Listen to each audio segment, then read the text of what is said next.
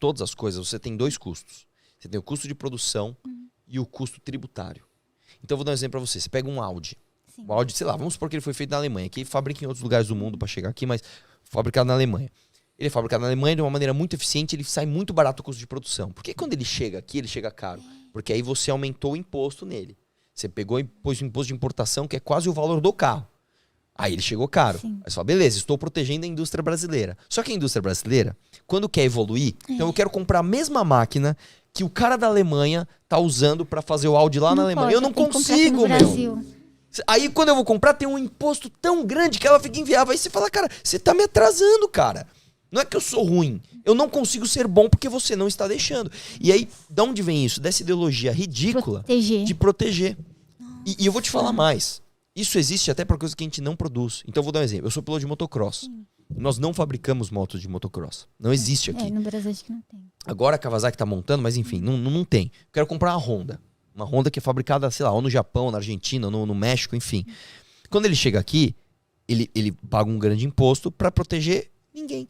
Então, basicamente, você simplesmente está impedindo que os cidadãos brasileiros tenham acesso às melhores coisas do mundo, aos melhores preços possíveis, porque um retardado, um idiota, teve uma ideia de falar: o petróleo é nosso, a indústria nossa tem que ser protegida, e papapá, e você tá aí batendo palma pro cara que tá te atrasando a vida. Mas é o presidente que decide, assim? É o presidente e o Congresso.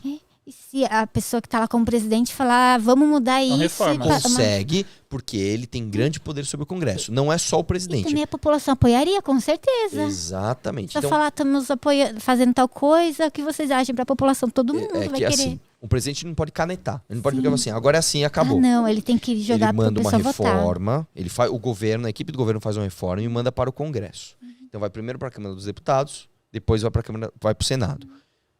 O presidente tem muita influência sobre o Congresso, mais do que as pessoas pensam. O presidente, entrega, haja visto o Bolsonaro, entrega emenda estatal para líder de partido e não reforma nada, porque não quer. Então dá para você fazer uma reforma, conversar com a sociedade, falar: sociedade, vamos informar aos deputados, vamos pressionar que a gente quer isso, a gente quer modernização das nossas leis. Os deputados são ultra sensíveis a isso, a pressão popular. Vai ver Porque o cara que- de 4 em 4 anos, ele tem que pedir voto. Daí o estado dele também vai estar lá manifestando. Exatamente isso. Por que não Exatamente. faz? É o que a gente tá tentando fazer, né? O que eu tento Meu fazer Deus, todo dia. Seria tão fácil se, tipo, o petróleo fosse refinado aqui, fizesse algum, sei lá, tivesse a empresa certinha aqui, pudesse... A minha sugestão é Por causa abrir o mercado. Meu irmão, abre o mercado. Quem quiser vir aqui, explora. Quem quiser vir aqui, refina. Porque a gente vai ter acesso às melhores coisas do mundo. E muita gente fala: não, isso acaba com a soberania nacional. Meu irmão, pega os Estados Unidos de exemplo. Livre mercado é a melhor coisa. Livre mercado é a melhor coisa. Meu irmão, e tem uma coisa que as pessoas falam assim: não, isso é um medo que as pessoas têm. O chinês vai vir aqui e vai comprar tudo. Não é assim. Não é assim. Porque o cara, ele não tá comprando um pedaço do Brasil e levando pra China. Não é assim. E outra, isso é rotativo. A bola da vez tá na mão da China agora. Tempo atrás era o Japão. Que era Não, e outra, mas o cara vai vir aqui, ele vai estar submetido às leis daqui. Ele vai empregar gente daqui. Porque, imagina que você abriu uma empresa chinesa aqui. Eu abri uma empresa de refino de petróleo. Eu tenho gente. Eu vou contratar só chinês? Não, eu vou contratar brasileiro, engenheiro brasileiro, técnico brasileiro, Local, operários né? brasileiros. E eu vou estar submetido a quais leis? Da Aqui do China? Brasil. Não, do Brasil, pô. Eu acho que seria uma boa, Entendeu? parece, E eu não digo só a né? China, quem tá falando da China, mas assim, cara, quantas empresas norueguesas têm de exploração de petróleo, quantas empresas americanas têm, quantos brasileiros empreendedores não teriam condição de competir nesse mercado e não conseguem? A gente já passou por algo parecido, na época que a Josi falou, por exemplo, que a gente teve a parceria com o Marcos Duval, foi uma época muito louca assim, tipo, o SAMU tava começando a ser implantado no Brasil. Você é enfermeiro também? Sou. A gente se Caramba, conhece que desde legal. colegial. Que legal. cara. E assim, tipo, não existia um sistema de atendimento móvel, tipo um padronizado no Brasil, era uma zona. E nessa época o SAMU estava começando no Brasil. O que a gente fez? A gente pegou e começou a trazer tudo que tinha de fora para cá. Onde que tinha a maior parte da... Como que fala? Disso padronizado? Nos Estados Unidos. E aí a gente vem trazer o que os caras atendiam lá pro Brasil e a gente não tinha acesso aqui no Brasil aos equipamentos deles. Não tinha lá pra torniquete, torniquete não Aí, por exemplo, você ia trazer, por exemplo, uma maca a vácuo para transporte de helicóptero. Nossa, era muito caro. Cara, ia tudo. chegar aqui a 150 mil cada uma. Você entendeu? O que a gente fez? A nossa solução? Fabricar no Brasil.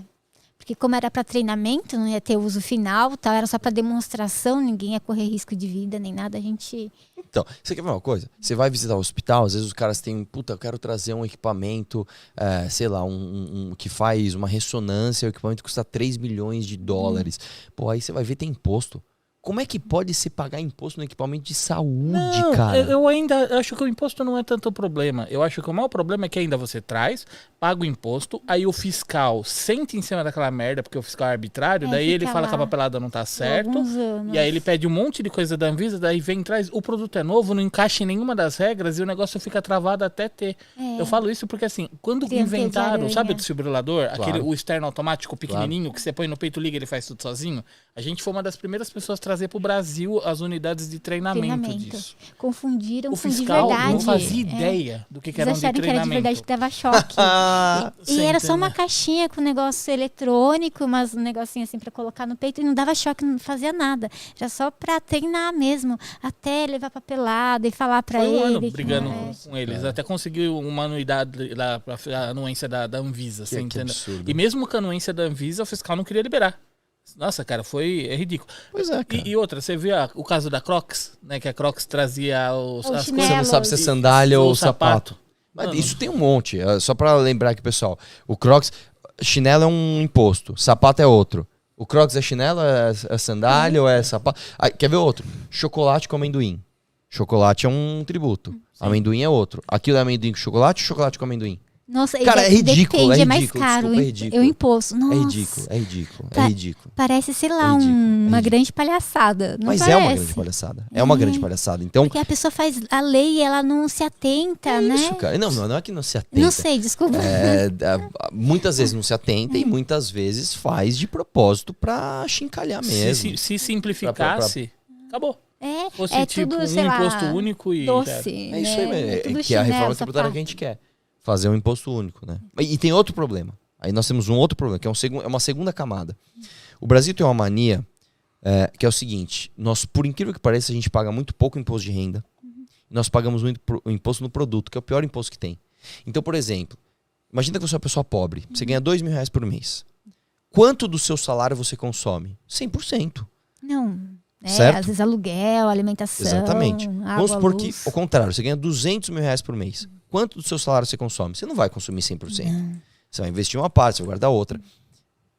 Ou seja, proporcionalmente, o pobre paga mais imposto do que o rico. Porque ele consome mais, então ele paga mais imposto no produto. A maior porcentagem da renda dele está indo para imposto, enquanto do rico é menor.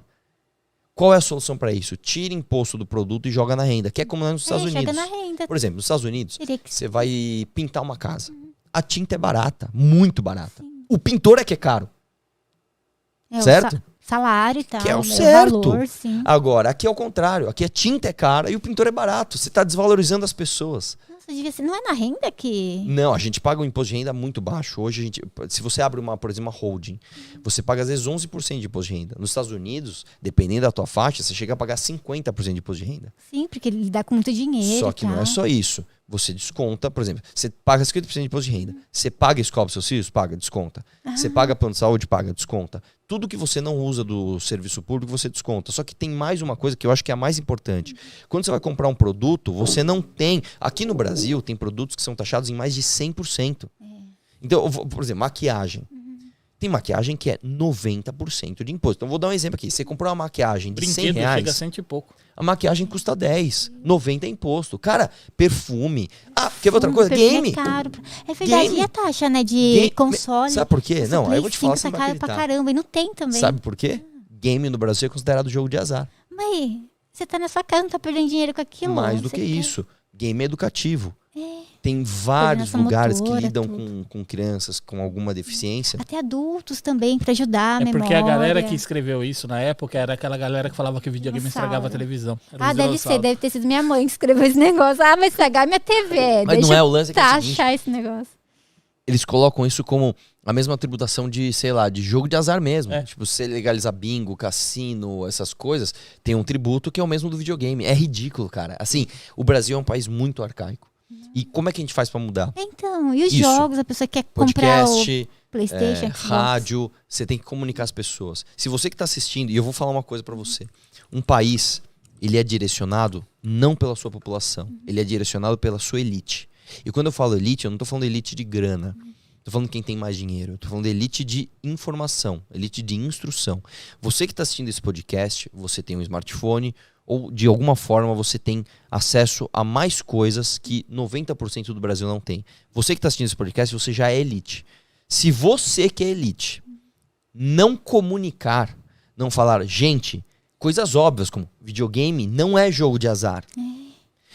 Não, eu não quero proteger a soberania nacional do petróleo. Eu quero ter gasolina mais barata. Não, eu acho um absurdo você pagar imposto em equipamentos de saúde. Se você não comunicar o básico, esquece.